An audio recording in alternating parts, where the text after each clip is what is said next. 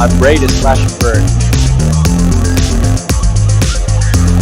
Jason and I were really good buddies from college, and Hello, everyone, and welcome to another episode of Outside of the Box. And we are getting very close to the start of the new season.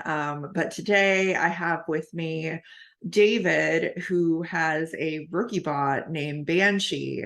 Very excited for this. Welcome to the show. Thank you. Thank you for having me. Yes, absolutely. So you're not a complete stranger to BattleBots, as you are one of the several Davids that has been part of Team Malice. Yep. So you kind of know what you're doing there. But I know that you've also had a history kind of building some of the smaller robots. So tell me a little bit about that, what you've done up to this point of going with your own heavyweight robot for BattleBots. So for the little robots, I've made a series of flippers that have been relatively successful. There's the Highlander, which is my 1-pounder, and Kelpie, which is a little more well-known, which is my beetle weight. And that's kind of the one everybody knows. It's a record holder for the smallest full pressure CO2 flipper to be in a combat robot. So that's a fun title to throw around. I made a 30-pound flipper back in the day. It wasn't that good, but I learned a lot from it. So kind of taking all those successes and all those failures from all of those flipper bots and then applying them and then obviously scaling them up to a heavyweight is kind of the plan going forward here. Yeah, definitely. Do you just really have obviously you have an affinity for flipper bots. You really like them. Yeah. What is it about the flippers in particular that you really like as opposed to anything else? So I first got into BattleBots in 1999 when I watched the Vegas pay-per-view special, and that was all about Biohazard and Vlad the Impaler, which were both flipper robots. And I found the ground game aspect interesting, because at the time Biohazard was an undefeated champion, and then Vlad the Impaler comes in with just slightly sharper forks. So even back in 1999, this was a thing, and got under the impossible to get under Biohazard, and then flipped them over and won. And then that's kind of my first experience of BattleBots, so that kind of left a lasting impression on me of what a not necessarily like what the best weapon type is, but what is important in BattleBots, and that would be the ground game and drive aspects, which I still think are very important even in the spinner meta. Yeah, you have to have that no matter what kind of robot you have. I almost wonder if that's a thing for people, that when they first experience BattleBots and they see a type of robot, that's something that they really gravitate towards, because the first robot that I really loved was Tentamushi, and now I love any robot that has eyes. So well, Banshee has eyes. Banshee does have eyes, and they light up. Oh, okay. Well, that's interesting. Not as cute, but eyes nonetheless. Yeah, exactly. Yeah, it's very cool. For anybody who hasn't seen the design, it's awesome. I'm glad that you were able to announce that you will be going to season 7, so that we can actually talk more openly about that instead of being very secretive. So yeah, it's a great design. I love the fact that it has so much personality in with the theme of the Banshee and the folklore and things like that. I think anytime that you can tell a story within the robot and what you're doing is amazing. So kind of talk a little bit about that more, like the idea not just of making it a flipper, but the theme that you went with. Okay, so my team, Team Small Robots, has always been themed around Celtic folklore. So that's why you have Highlander, Kelpie. My featherweight was Morag, which is a lake monster, not the planet from Guardians of the Galaxy, which a few people have thought that's what it was named after. But so yeah, it's Celtic mythology, and was looking at other cool creatures and stuff from the mythos, and like, oh, what could I do? Could do a banshee, that'd be kind of neat. And then we had the idea to paint the mouth underneath the arm so that once the arm opens, it looks like it's screaming and it has this big scary jaws of teeth and stuff like that. And we're gonna try to hook up the exhaust to a kind of whistle that sounds like a scream. So anytime the flipper fires, it'll screech. But that's going to take some experimenting that we might not have time for, but we're going to try. So we'll see how that goes. It would be cool if you could pull it off. That's for sure. Yeah, I love that idea though. I growing up, I was into Greek mythology more myself, and I've often had this idea of doing a Medusa robot. I know nothing about building robots, but I still think that would be cool. So yeah, I'm not familiar with the electronics for turning someone to stone, but if you can figure that out, I think it'd be a good contender. Yeah. Oh yeah, definitely. But yeah, no, that's just it's a cool idea. Now, I think coming in with a flipper bot, given the fact that there aren't that many flippers and battle bots, really puts a spotlight on Banshee, because you're directly comparing it to, like Hydra and Blip, who were two of the top flippers like in the last season. Obviously Hydra's been around a little bit longer than that. What are your expectations, or like what would you say from what you know about your robot compared to what you know about those robots, or like the differentiating factors? So both of those robots are awesome. I have a huge respect for both of them because they're both masterpieces of engineering. We are still testing Banshee. We don't quite know what its flipping power level will be yet. We're hoping for something above like the Lucky Sub-Zero level, but I wouldn't confidently say like, oh yeah, we're totally going to outflip Hydra and Blip. Like we're going to try obviously, but yeah.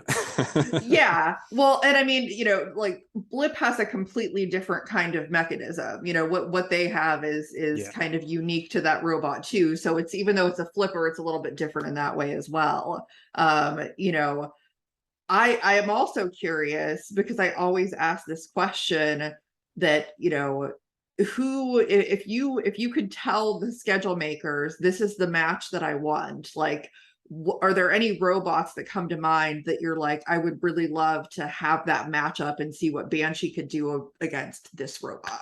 Yeah. If I had to choose, I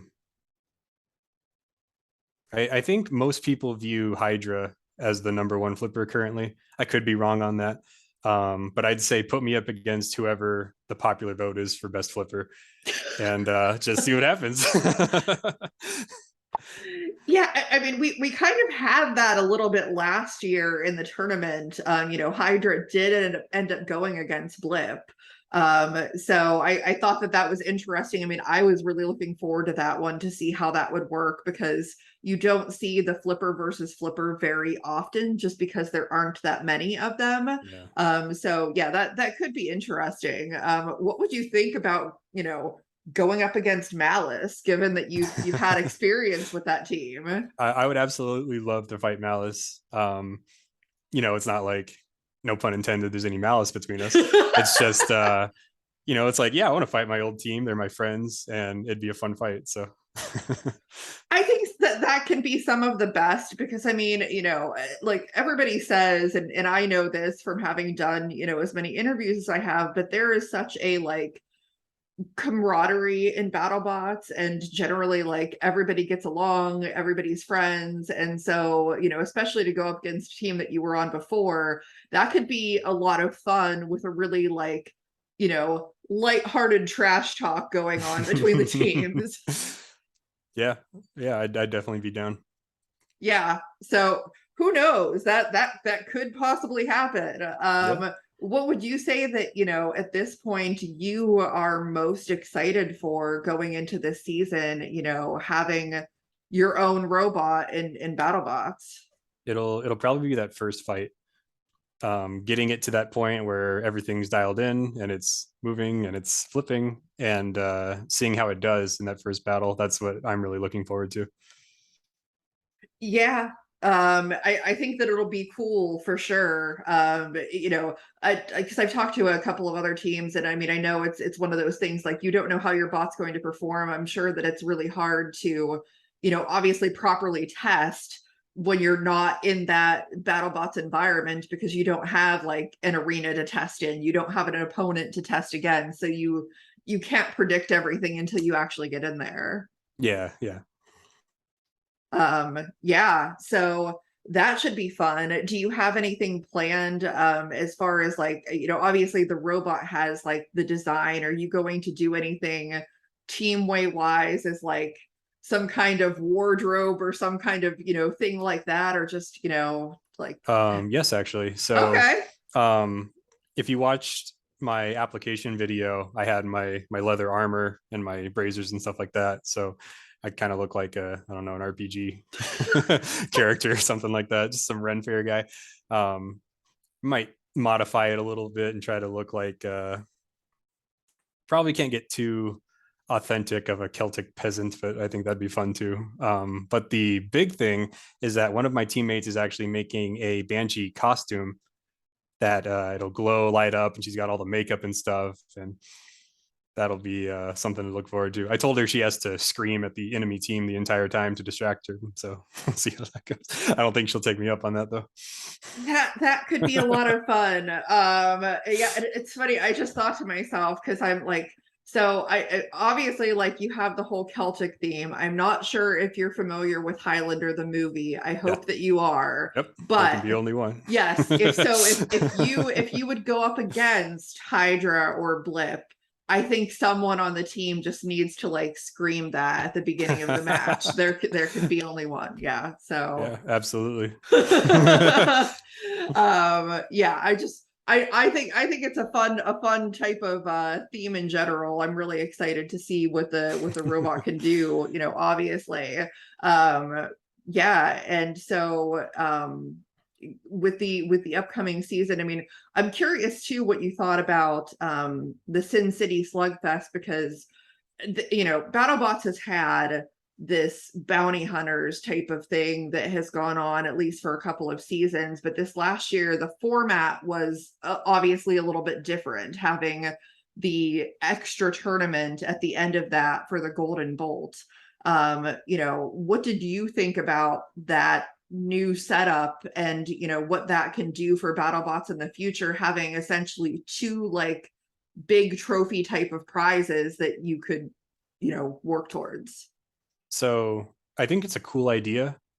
The execution was a little weird because it's, you know, it's supposed to be the best of the best, but if you qualify past a certain point, you can't compete. So it's like the best of the best, except for a lot of the best. So, but besides that, I think it's a cool idea. And then the concept of a bolt as a trophy that screws into the nut is also really fun. And besides, yeah, just besides that one complaint, I think it's a really neat idea.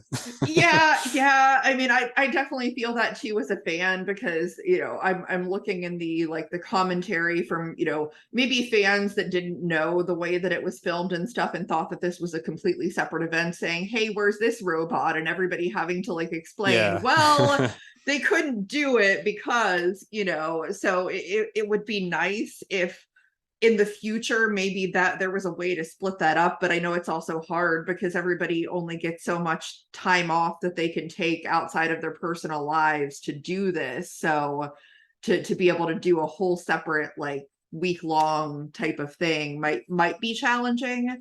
But yeah, it was, I thought it was a lot of fun. It was, you know, there were some really good fights in there, and like it's exciting, but at the same time, I know that that is also happening like basically concurrently with the main tournament. So Yeah. it's a lot of stuff going on all at the same time. Yeah, it's one of those things that just it can add, it obviously adds to the price tag because you know, you need to bring more frames, more parts, more spares. But at the same time, you know, you want to do it and you want to be involved with it. So I don't know. Maybe BattleBots will come up with a solution, but So far, I think it's okay, but we'll see what the future holds. Yeah, we'll definitely see about that. Now being a flipper, because obviously I always hear the horizontal bots don't like the shelf in battle bots. I'm not sure as a flipper bot how you feel about that with Banshee compared to how other people may feel about it, since that is going to be coming back for the next season. So being on Malice, which is obviously a horizontal, there's a lot of times during our matches where it was like, oh, it would sure be nice if there wasn't, a giant wall here so that we could spin up our weapon all the way. But now as a flipper, I kind of see the shelf or the upper deck as an obstacle that I can kind of hide in if I want. If Banshee, because like Banshee's a pretty small robot compared to it's not like Blip small, but compared to like Bronco or Sub-Zero, I think it's on the smaller side. So I definitely plan on using that area around the shelf to kind of, or the upper deck to hide, maybe not hide, strategically retreat while I get lined up for a shot or try to get their spinner to hit a wall or something. Maybe. And yeah, sorry, I know it's the upper deck, but Leanne Cushing recently referred to it as the shame shelf, and now I can't Yeah, like because stop. as builders, we were calling it the shelf for like a year and a half before they actually started calling it the upper deck, gave it an official name. So it's kind of planted in our heads like that. So Yes. Yeah. Well, and plus, like as a flipper too, I mean, you can try and flip people up there. Like oh that's yeah, that's that's another use for it. So yeah. it's a different mindset when you're looking at that. Now that came back to stay, but there have been a lot of rule changes for the next year, which I mean, I'm really happy about as a fan. I think that, at least a lot of the builders seem to be really excited about them because, I think as a fan or a builder, when you have a rule where there is ambiguity, where, somebody could say, this is what this looked like, and somebody else kind of sees it differently, that can cause a lot of issues. And now with that ambiguity being taken away, as far as controlled movement and as far as unsticks and things like that, how do you feel about that as a builder, moving forward? So I'm actually a fan of that rule change. On the hobby level of the sport, that's pretty much what the rules have been. As long as you're moving in any way whatsoever, you're still in. Doesn't matter how much or if it's controlled or what. As long as you're moving along, you're still good. So I'm in favor of that rule. I think that's fine. Yeah, I mean that's something that like a big difference because I recently started watching the Norwalk live streams Oh, and seeing what's going on there and being like, oh, that's really different because they, like they obviously it's different because they also have a tap out button. So, yeah. BattleBots doesn't have a tap out button. But it is pretty much the bot's moving. As long as it's moving, then things keep going on. And I think that is the best experience for the fans. It may not be so good for some robots if they can't move well and then end up being sitting ducks and kind of get destroyed a little bit more than they would have otherwise. But I mean, I think that's just part of the game at this point in time. Yeah. That's why people bring extra parts and multiple robots and things like that for that exact scenario. Yeah, absolutely. Yeah, so lots to look forward to, coming up here in just a couple of weeks. Is there, anything else neat or interesting about the robot that, you can talk about or that you think fans should know to like get excited about? There's a few neat things under the hood. Like I think most pneumatic robots, they just order a piston, or I just call it a ram. It's an off-the-shelf part. They either use it as is, or maybe they'll modify it and put in a steel tube to help up the pressure. But Banshee's is 100% custom. It's my own design, so it's tailored to fit exactly the shape of the robot and then exert the exact amount of force I want, which is 18,000 pounds, by the way. And I think that's something not a lot of heavyweight flippers have done. So it's one fun fact. That's really cool. And I'm curious too, like what for you in, because you've done the smaller robots, obviously this is scaling up. What have you found to be like the biggest challenge in doing that? I know obviously it helps to have like having built those smaller ones, because then that gives you kind of like a blueprint to do that scale up. But I'm sure that it still comes with like its challenges along the way.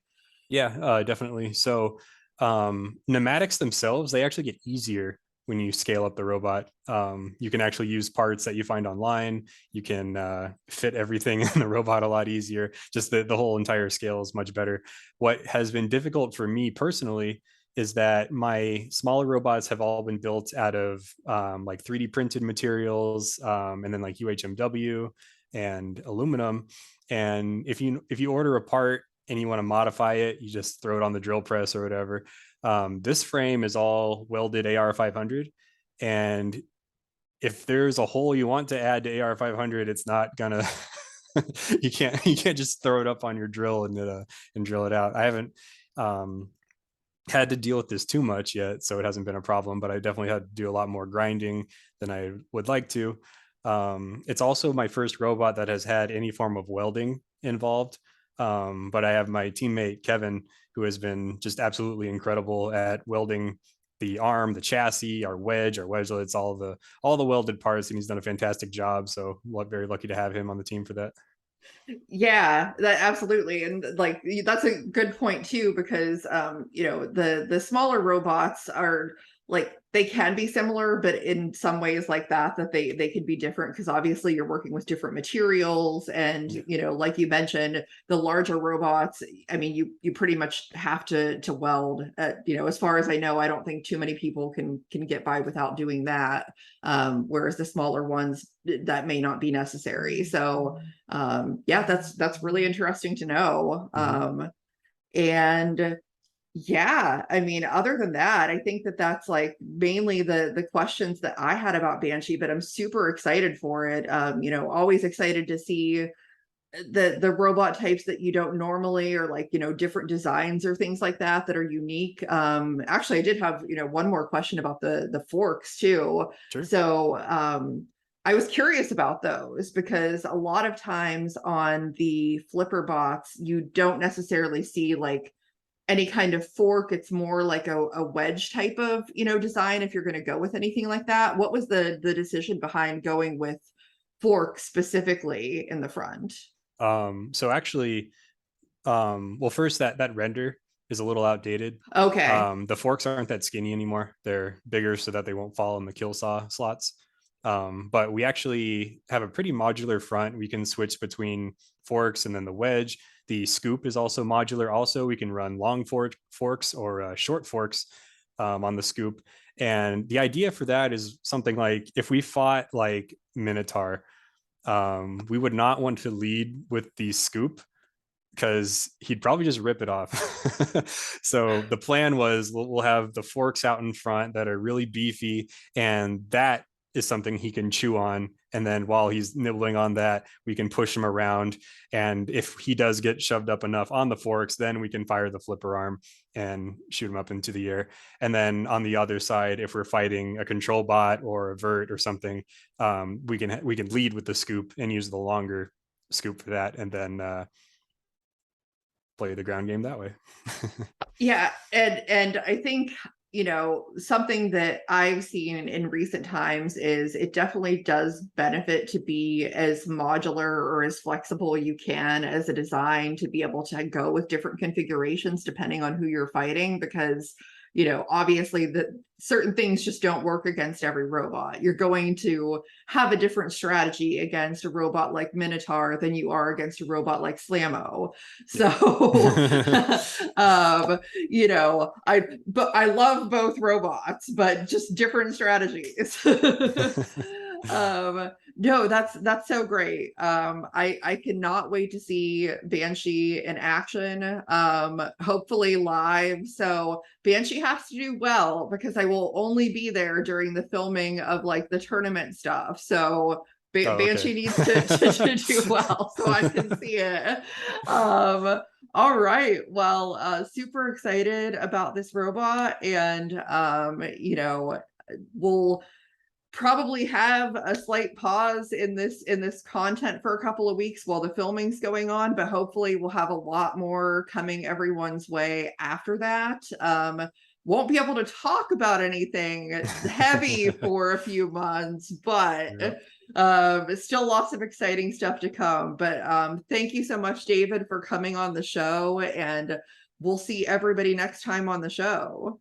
Absolutely. Thank you for having me.